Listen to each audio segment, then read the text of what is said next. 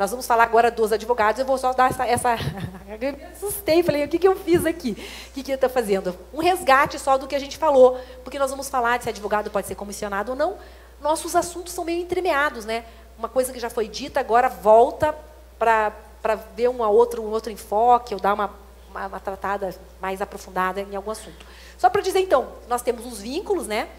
Que é o servidor estatutário, o contratado temporário e o terceirizado. Então, ele está um pouquinho diferente aqui daquele slide que eu falei para vocês, porque lá o foco era servidor. Aqui está o foco dizendo como que o advogado pode estar vinculado à administração pública. Ele pode estar como servidor estatutário, que é o que se quer, o que se pretende, né, como provimento efetivo, mas se ele for a chefia, lembra lá? O diretor, eu comentei com vocês, se ele for a chefia, ele pode ser só alguém que venha de fora para ocupar um cargo em comissão. Lógico que dentro das carreiras, gente, as procuradorias pleiteiam o quê? Que o chefe seja um dos procuradores, um dos advogados, né, que sejam da casa e que seja isso, mas não é o que prepondera. A gente ainda tem muitos procuradores gerais, muitos diretores gerais de assessoria jurídica sendo cargos, comissionados, que vem de fora. Tá? O temporário, é possível fazer de alguma forma, uma contratação temporária? Vamos pensar assim, não é normal, mas a gente pode ter alguma situação de excepcional interesse público que demande aí uma contratação temporária, não é o normal, não é o usual. O que a gente tem muito na administração pública de temporária é professor e da área de saúde. Dificilmente você vai ter uma situação que demande você contratar jurídico por temporário, mas existe lá uma abertura na Constituição que eu acho que tem, e na lei de temporário, que eu acho que tem que ser pelo menos mencionada. Tá? E aqui é o que acontece, né? Quando não dá conta aqui com o quadro, isso aqui acaba acontecendo. A contratação de prestação de serviços, mediante licitação ou contratação direta. Neste caso, nós temos que lembrar que essa contratação até pode existir, nós comentamos já isso, mas ela pode existir dentro daqueles limites que nós falamos ontem. Uma situação excepcional de um objeto muito peculiar. Eu acho até que uma reforma de estatuto é alguma coisa peculiar. Há um tempo atrás teve uma contratação que eu acompanhei, que era para reformular a legislação da vigilância sanitária. Então, quando é alguma coisa diferenciada, até justifica. O que não pode ter é um terceirizado fazendo o feijão com arroz da administração pública. Esse dia a dia da administração pública não pode ser por contrato com prestação de serviço terceirizado. Tá? O problema do cargo em comissão, e aí eu frisei aqui esse aspecto, que é o cargo em comissão para atribuições do cargo de provimento efetivo. Então, nós não podemos ter esta situação de contratar alguém em comissão para fazer exatamente aquilo que alguém do cargo de provimento efetivo deveria estar fazendo, mas porque eu não faço concurso ou porque essas pessoas não estão conseguindo dar conta dessa demanda que tem, por qualquer motivo que seja, não vou nem entrar no mérito aqui, eu preciso de mais gente. Aí o que eu faço? Eu crio cargos em comissão para fazer aquilo que é atribuição do cargo de provimento efetivo. Na área jurídica, obviamente, também acontece. Então, o vínculo de trabalho, de acordo com o Acórdão 1111 de 2008, está lá previsto no pré-julgado a ideia de que o contratado, os advogados e os contadores, eles sejam, então, contratados para situações específicas. A desaprovação da prestação de contas daquele que não obedecer às normas instituídas e aplicação de multa aos gestores. Determinação aos profissionais contratados que devolvessem os valores recebidos. Aqui foi complicado, né, gente? Por quê? A questão da devolução, né? A questão da devolução é uma questão sempre vem à tona, né? Devolve ou não devolve? Tem caráter alimentar ou não tem caráter alimentar? Prestou o serviço, então agora tem que ser pago em caráter indenizatório ou não? Neste caso aqui, teve que devolver, a orientação foi no sentido de devolver, porque houve aí no caso de má-fé tem que devolver. Tá? No caso de má-fé tem que devolver. Então, assim, quando a pessoa está de boa-fé, eu indenizo. Agora, quando houver a má-fé, eles entendem que é caso de devolução. Ah, mas há enriquecimento sem causa. Não, mas o outro também estava, porque estava de má fé, né? Na verdade, a preocupação aqui com a devolução, a gente sempre fala da devolução, é quando a pessoa não tem realmente aquela atuação de má fé. Inclusive, gente, em relação a devolver dinheiro quando o RH paga errado, já tem norma dispondo sobre como o servidor deve fazer, como o RH pode fazer esse desconto. Lembra que tinha uma discussão sobre isso? Não sei se vocês lembram. Que é assim, pagou errado, só vai poder descontar do servidor se tiver autorização do servidor. Lembram disso? Então, isso, só que agora não. Agora a própria administração pública pode fazer no mês subsequente já o desconto do valor pago a maior, né? Então, não prevalece aquela ideia de caráter alimentar, pagou errado, agora eu já comi e pronto. Lembra que tinha isso? Não sei se vocês lembram dessa discussão. Lembra? Aqui, então, essa aqui é uma decisão antes do pré-julgado, só para um parâmetro aqui. Antes do pré-julgado, em 2006, foi feita uma consulta para a contratação de funcionários, eu coloco entre aspas, porque o termo funcionário até já tem um termo ultrapassado, tá? Permanentes para os cargos de contador e assessor jurídico. A ideia é fazer isso por meio de concurso público. O acórdão prevê contabilidade e assessoria jurídica, forma de contratação. Aí, aqui na consulta, serviços de contabilidade são de natureza permanente. Eu preciso sempre, não é hoje que eu estou precisando, não é esporádico, não é novidade, né? Então, contratação de serviço por licitação é posição vencida deste conselheiro. Necessária a realização de concurso público. Outras formas de assessoria jurídica, serviço de contabilidade, licitação, cargo em comissão, utilização de profissionais do Poder Executivo. Mantido no período de transição até a realização do concurso. Tá? Então, é concurso, tá? Para esses cargos.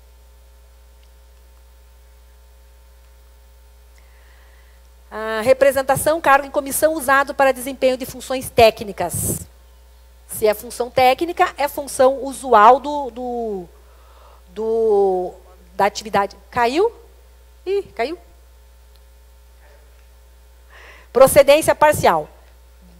Determinação de retificação da lei de criação nesses cargos para adequação à norma.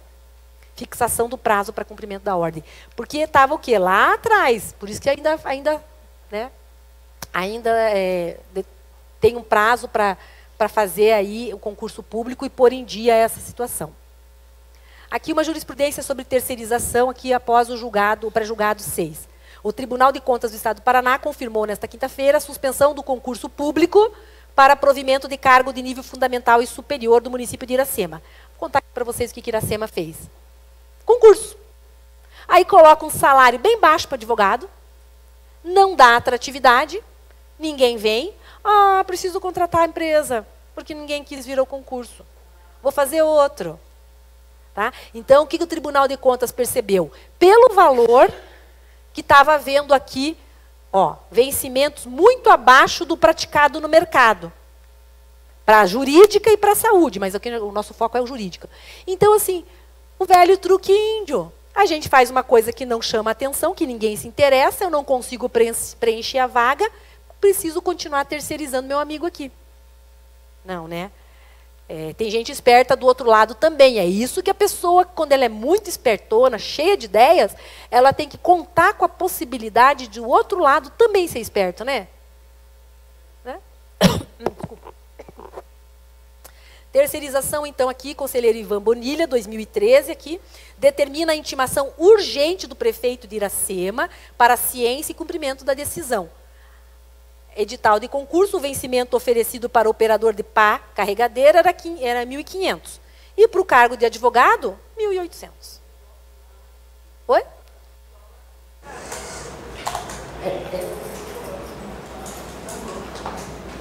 Desinteresse pelo concurso, não provimento de vagas, portanto, perpetuação das terceirizações irregulares. Tá? E aí aquela aparência de que estou cumprindo, tentando cumprir o pré-julgado 6, quando na verdade a intenção aí é justamente manter o status quo, manter a situação que está lá com a terceirização. concurso infrutífero, né? E aí a contratação passaria a ser lícita. Vamos colocar que eu tivesse lá um município com um edital de R$ 4.800 e não fosse ninguém. Mesmo assim, eu teria que dar uma olhadinha ainda. O que está acontecendo? O que está acontecendo com esse concurso? Tem que dar uma olhada, assim, ver se as disposições, onde é que tem o número de horas. Enfim, eu tenho que ver se aquela contratação no todo, não só o valor, mas no todo, ela não tem alguma coisa que torne inviável e que as pessoas não se sintam atraídas a vir participar dessa licitação. Porque, veja, do jeito que está escasso hoje, vaga de trabalho escasso, eu tenho recebido currículos de colegas, advogados, quase que diariamente, de pessoas pedindo ajuda para a reinserção no mercado de trabalho. Tem escritório fechando e mandando gente embora aos montes. Aos montes. Tá? Então, mercado escasso. Sai um edital de 4.800 para assessor jurídico, advogado, e não vai ninguém? O que aconteceu? Saiu aonde esse edital? Foi publicado lá na última, atrás da porta, na última linha, no obituário? Foi no obituário? Quem lê o obituário, né? Então, vamos ver onde é que foi publicado esse edital. As remunerações da assessoria, então, em Iracema do Oeste, estavam muito abaixo. Serviços prestados pela pessoa jurídica, lá quanto que era. Só que a pessoa jurídica era a tal da pejotização, né? Era um advogado só ganhando 4.700. A famosa pejotização, né? Há indícios de fraude, artigo 39 da Constituição, que é vedada a contratação para a realização de atividades que possam ser regularmente exercidas por servidores. Está na nossa Constituição estadual. Além de tudo que a gente sabe de direito administrativo, além de tudo que a gente sabe de concurso público lá na Constituição, aí a Constituição estadual ainda deixa bem claro. Tem alguma dúvida? Então está aqui, ó. Pode ser por servidor público? Então, você não vai contratar serviço de terceiro para fazer. Okay? Acaba com qualquer coisa, com qualquer dúvida em relação a isso. Os valores pagos mensalmente às contratadas superam os vencimentos do cargo efetivo para a prestação dos serviços correspondentes. Parecer do procurador, Gui Leger, né? O procurador do Tribunal de Contas. Eu sempre fico na dúvida se é Leger, mas é Leger, tem esse acento aqui, Gui Leger.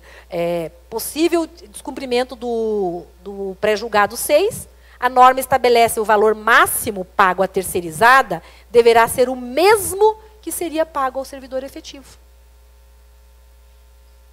Okay? Então, ele descumpre o pré-julgado por vários aspectos, né? Não é só pelo aspecto de terceirizar, mas por vários.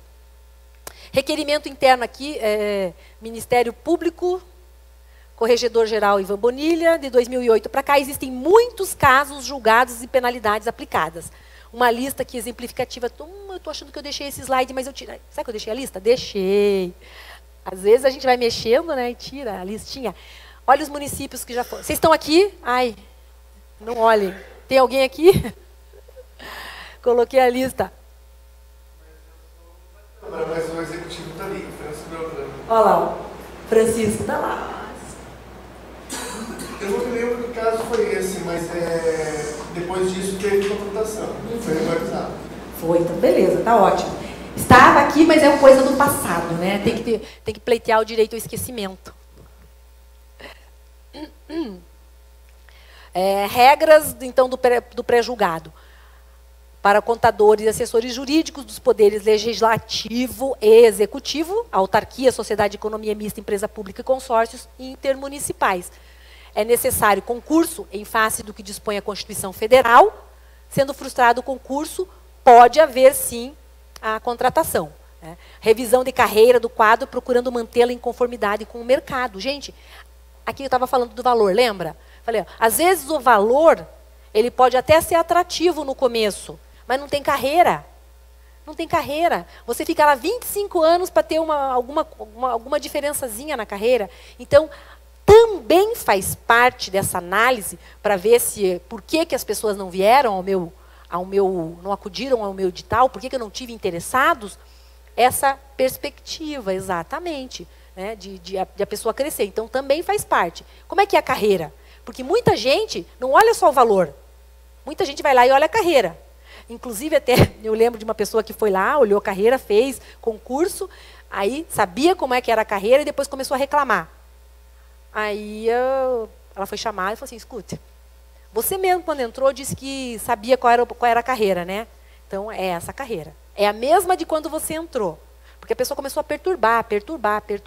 Uma pessoa só, quando ela começa assim, é complicado, porque daí ela fica com todo o foco em cima dela. Se todo mundo está insatisfeito, é um problema generalizado que a gente tem que resolver. Mas quando só uma reclama, né, acaba dando problema para ela, porque ela fica muito visível naquela reclamação e não encontra ali um eco para poder fortalecer o seu pleito. Então, acaba ficando muito visada essa pessoa. Redução da jornada de trabalho com a redução proporcional dos vencimentos, tá, gente?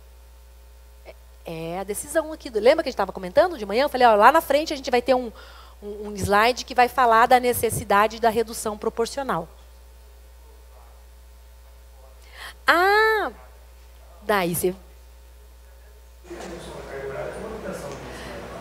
você vai colocar como se fosse um aumento. Isso. Daí você vai, mas aí não é, a ideia é assim, tá no mercado, era 8 horas, para o mercado 8 horas, e eu vou lá e simplesmente reduzo a carga horária e mantenho, você dobrou o valor, né? Então aqui, se você fizer talvez o estudo, você vai estar dando um aumento, só que daí quando você der esse aumento só para essa categoria, você vai ter que fazer muito bem justificado esse negócio. Porque nós tivemos um problema sério, que nós tivemos que fazer aumento dos médicos desvinculado dos outros. Pensa, gente, o que é você mandar para a Câmara e a Câmara votar numa lei que está aumentando o salário só dos médicos? É dificílimo, né? Mas foi feito todo um arrazoado demonstrando que a gente não conseguia reter. Nós fazíamos concurso, o médico vinha, ficava ali um pouquinho de nada, já passava em outro lugar e ia embora. Então a gente estava assim, ó. A gente tinha 8 médicos na lista. Passava 4 meses do concurso, esgotava a minha lista e eu não tinha mais médico para chamar. Aí o que aconteceu? Fizeram reuniões, estudo. Não foi uma decisão assim, do nada. E se chegou à conclusão de que se a gente não aumentasse o valor pago pelos outros municípios do entorno, a gente não ia conseguir reter médico. Aí nós tivemos que fazer a lei. Os dentistas caíram matando em cima. Mas nós conseguimos aí aquele argumento, gente. Infelizmente é essa a realidade. Que a gente não tinha problema para contratar dentista nos valores que a gente estava disponibilizando. É uma regra de mercado. Se eu quiser ter um médico, eu vou ter que fazer esse valor diferenciado, senão eu não tenho. E mesmo assim, gente, mesmo aumentando, a gente ainda tem problema. Só que, lógico, é bem menos. É bem menos, bem menor. Mas volta e meia tem concurso para médico de novo. Porque esgota a nossa lista muito rápido. Né? Então, terceirização, desde que haja comprovação da realização do concurso infrutífero, e que ele não foi infrutífero porque eu fui malvadinha, né? Não, nós não fizemos aqui traquinagem para ele ser infrutífero. Foi tudo certinho. Procedimento licitatório, prazo de acordo com 57.2, e valor máximo deverá ser o mesmo pago ao servidor efetivo. Então, ele até admite, mas nessas situações excepcionais, com essas observações. Possibilidade de ser responsabilizada pelos documentos públicos, responsabilidade do gestor pela fiscalização do contrato. Então, isso está lá na licitação. Tenho que colocar, ó, você vai estar atuando gerindo nessa tua atuação de advogado, você vai estar dispondo, né, trabalhando com um bem juridicamente tutelado, tal e tal, do interesse público. É o interesse público que essa pessoa está cuidando, não é? Porque qual que é a questão? O procurador, ele tem um cargo e assume posse e se compromete e tem consequências criminais e consequências disciplinares próprias daquele que está gerindo a coisa, não é bem gerindo, mas dispondo sobre interesses, né, atuando, lidando com interesses da coletividade. Aí eu contrato o teu escritório, você é particular. No contrato tem que ter uma cláusula que você, nessas situações, se causar prejuízo, se atuar de forma que venha a prejudicar o interesse público, vai ter essa responsabilização diferenciada. Senão fica muito fácil, né, gente?